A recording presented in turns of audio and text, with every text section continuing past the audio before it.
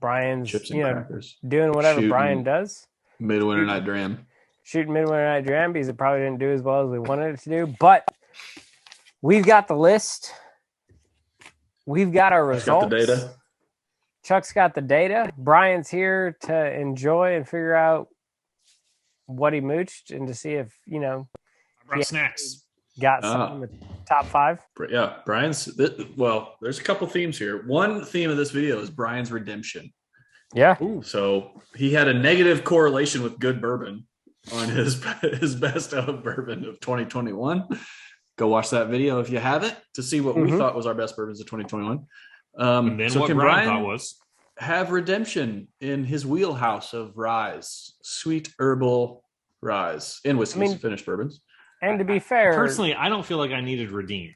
My top 5 were solid picks. You did. Brian, 1910. Of the best 30 bourbons that we sent, 1910 was your best.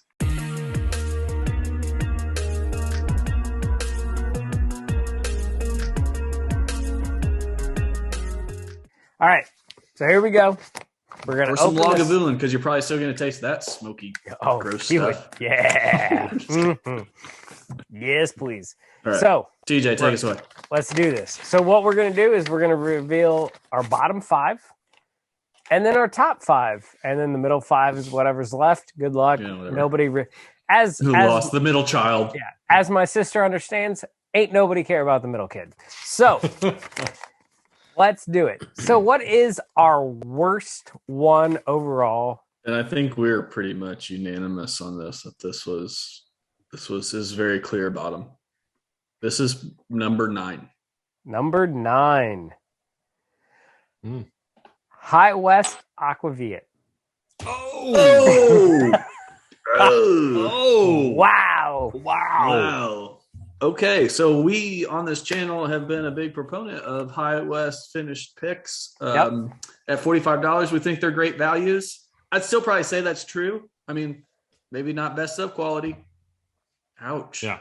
I mean, I will say I do feel like this year's was not as good as last year's, same as the Midwinter's Night, but still I was expecting drastically better from that. Wow. I am shocked that was the lowest. Ranked number 14th. Number two. TJ reveal. Law's Cognac. Oh! Wait. What number? Number 2 was the Law's Cognac. So what I said in that was it tasted absolutely amazing, but the young grain notes just pulled through at the end. And the finish was trying to hide that way too hard, and I couldn't get past it. Let me read my tasting notes. Has to be one of the 80 Laws. Smells grainy, crafty with a touch of ethanol. Are you guys? This sounds appealing, right? Wow, that palate is a surprise based on the nose. Toasted grain in the palate, finishes lighter and goes back to toasted grain. So, all right, my fears were relieved. There you go. Wow. Okay. I think I rated that one a little bit better than you guys, but you gave not as well as I was anticipating. Yeah, I drink this in isolation and really enjoy it, so I'm very surprised. Wait, so hold on. When you're in isolation, like when your wife puts you in isolation, or like, I would just like to say, first off, people saying that I was going to have none in the top 5, and you and Brian were going to do amazing. Brian's got to do a clean sweep. Brian's already 2 of the bottom. Just saying. All right. 3rd bottom. Okay. Number 15. Not one of 2. Is it another one of Brian's? 80 Laws San Luis. Oh. This just keeps getting better. Brian might blind sweep the bottom 5. Yes. Do I get a trophy? Yes. We call that the toilet bowl, Brian. Okay, sorry. What number was that again? 15. My notes on that were sweet molasses, rye, herbal, cardamom, and cinnamon. Palate is straw, youthful. Finishes cinnamon lemon tea. This is the one. Hannah said tastes or smells like a nursing home. Oh, I love it, guys. All right, so Brian's going solid, bottom 3. All right, what's fourth? You're hurt. This is hurting. Number 8. Brian, we can stop at any point. Oh, this one hurts. All right, I'm welcome to the bottom 5 now. New Riff malted rye. Ooh, that one hurts a little bit. Yeah, I love the nose on that complex dark fruit vanilla toasted nutmeg. I said it was just a little youthful. Yeah, has potential, but youth, it hurts for me. Spice peach lingers on the finish. Yeah, this is the one I thought was the High West. I said great traditional rye with a great finish. So I thought it was a little finished, which would make sense with the malted aspect of it, but just nothing stood out. And the finish off our bottom 5 is number 13, TJ. Willet Straight Rye. Oh, Brian ranked this number Brian 5. Takes not surprised. 4 of the 5. Oh. Hey, to be fair, my prediction is still possible that our sweep. It's true, because Charlie could take 4 of the top 5. I don't think so. Yeah. So on 13, I actually ranked 13 pretty well, and I'm not sure how Charlie ranked it, but I said pure rye, tastes great. Charlie will not like this. I ranked it relatively good too, and I just put very traditional rye. Good. So yeah, mine was a little honey on the nose, then mostly herbal and grass, rye all the way on the palate, herbal, lemon and citrus, cardamom. I said classic rye, but it doesn't trick my trigger. I rated it straight 3s across. Yeah. There you go. But TJ ranked it 10th as well, so I wasn't the only one to bring that down. Yep. All right, so our top 5 whiskeys finished rye of the year for 2021 that we got. 5th place is what? Guys, I just want to say how much fun I had doing this. This was a blast.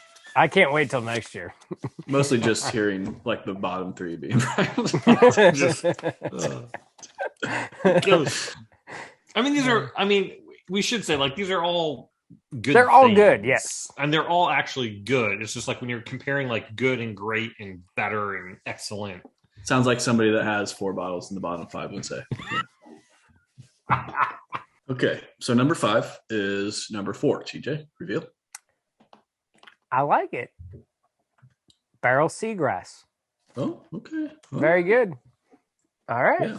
We all know that. That's liquid candy. Yeah. Just liquid candy. It's very good.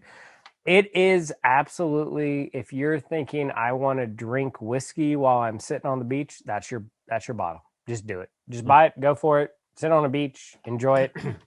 You're welcome. And number 4. All right. Number 4 is number 10. Interesting. That is the Joseph Magnus Cigar Blend. Ooh, that's a little low. But so far, you've got 2. You could still shut me out, sir. Yeah. I could do a clean sweep here. Could. I'm willing to bet you don't. I mean, my notes on that were caramel, butterscotch, a little grassy and herbal. That's interesting. Was questioning whether it was finished in port or wine, which is not. I did pick up the grape finish and plum notes from a little bit of that cognac finish. Wow. Brian ranked that 3rd. I ranked that 3rd. I brought TJ it ranked down. it 8th. Yeah. I got some young notes on it, which is interesting. I'm sorry. No, TJ, you ranked that 3rd. Oh, okay. Number 3. Number 3 is number 3. Wow. Uh-oh, we're in trouble. The Triple Stave from Bardstown. Chuck has 3 for 3 in the top 5. I could sweep it. You could. He could sweep it. I actually said for this one, great nose, great finish, but palate didn't live up to the hype, like of their other 2 elements. I rated it straight 4.5 across the board. This was my number 1. I said, "Oh, that's a great nose, sweet, dark plum, a bit of caramel malt. Oh my, that's good. Caramel with a bit of toasted oak in the palate. I was picking up the stave finish, medicinal cherry lingering on into the finish, and then I guessed it right. I said triple stave. If there's only one bottle of my whiskey on my shelf, I'd be a very happy man. All right, number 2. is 14. Vanna White, please reveal. I feel like I need to go grab the bottle. Did TJ make it into the top 5? I did. And what is it? He left. You just had the bottle. He just unplugged. Hard truth. Sorry, I yelled that. Wow. It's the hard truth. That is the hard holy truth. cow. Wow. Wow. Thank you, Lance, Whiskey Tornado, for putting us on and for Patreon this. Ed. And Ed Ed. Yeah, Patreon Ed. With our Patreon. Holy cow. This thing is flipping amazing for a young craft distillery putting out some amazing stuff. Wow. Like, it is so dang good. So my notes are orange and caramel on the nose, like a baked cracker. The palate is sweet, herbal, baking spice, and allspice. And I was wondering if it was a finished rye. This is really nice. A little bit of like a sour Scotch note on the finish. Yeah, and I was like, this has got to be a toasted finish. Yeah.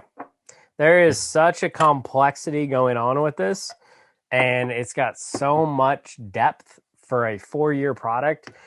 Yeah. Again, if you can find this, do yourself a favor, pick up a bottle. I know Chuck's going to go out tomorrow and probably pick up a bottle. It's more than a pretty cork, people. More than a pretty cork. That's the highest rye that I've probably ever rated, right there. And it's a straight rye. Yeah, it's sweet mash, but it is a straight rye. It is freaking amazing. Wow. It was the true dark horse.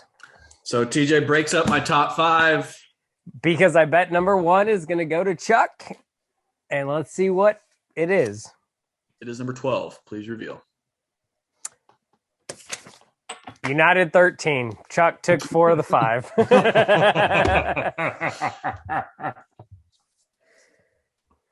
Untitled 13. I knew this could have been the dark horse. I mean, it's got that little bit of a sherry finish, but it's not overpowering. It's cognac. It's robust. Yeah. Actually, I mean, I picked up the cognac on the nose incredibly quick. Grape, sweet honey, butterscotch, dark fruits, sweet palate, cognac and grape on the palate. And actually, I questioned. I was like, did TJ slip in a cognac in here? Brian ranked this number 2. I had this as number 2. TJ had this as number 1. Yeah. Untitled 13. Lucky number 13. There we go. There we go. Look at the disappointed looks on their faces. This just look like defeat. I am it's not a competition, gentlemen. This was just fun. Hey, I picked this up on a whim, and it took number 2. I'll take it all day long. So, TJ, I do need to know where this Midwinter Night Dram finished. Okay. So, bonus content. All right. Oh, should we wrap this up? Yeah, let's wrap this up. Patreon, we'll give you the full list. So if you'd like more rewards, Glencairns, 3D print Glencairn holders, I just added for some special things. We're going to start doing some bourbon barrel heads. More content too. We do some blind flights, tastings. Yeah. Heather contributes some tasting notes weekly that we and her palate is way better than any of us. But yeah, so please tune in to all of that. And yeah, we'll see you next time. We got some crazy stuff with March Madness coming on. That is going to be a lot of fun. And we keep getting closer to the 1,000 mark. When we hit 1,000, we are going to do one heck of a giveaway. I can't wait. It involves a Pappy 15. So if you're not subscribed, hit the subscribe button so we can give that Pappy 15 away. And we'll see you next time. Stay neat. Thanks for tuning in. Power Bourbon.